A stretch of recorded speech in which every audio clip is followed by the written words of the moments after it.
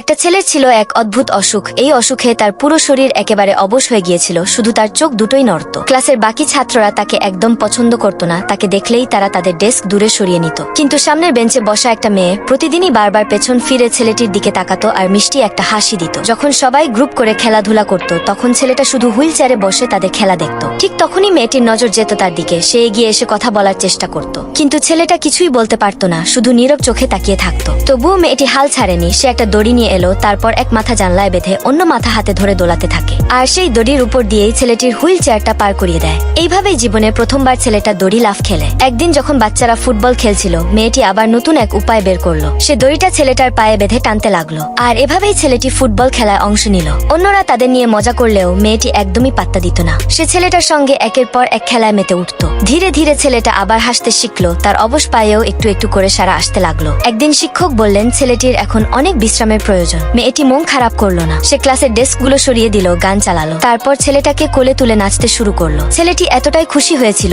যেন জীবনে নতুন এক আশা ফিরে পেয়েছে। কিন্তু পরের দিন স্কুলে এসে মেয়েটি দেখলো হুইল চেয়ারটা খালি, যার উপর এখনো একটা দড়ির টুকরো ছিল। সে ভেবেছিল হয়তো ছেলেটা অবশেষে হাঁটতে শিখে গেছে, কিন্তু প্রিন্সিপালের অফিসের সামনে গিয়ে শোনে সত্যিটা। ছেলেটা আর বেঁচে নেই, আর সেদিন কোনো অলৌকিক ঘটনা ঘটেনি। কিন্তু শেষ মুহূর্তে ছেলেটির মুখে ছিল এক হালকা হাসি। বছরের পর বছর কেটে গিয়েছে, আজ সেই মেয়েটি অনাথ বাচ্চাদের শিক্ষক হয়েছে। তবুও তার হাতে বাঁধা আছে সেই একই দড়ি, যেটা ছেলেটা শেষবারের মতো রেখে গিয়েছিল।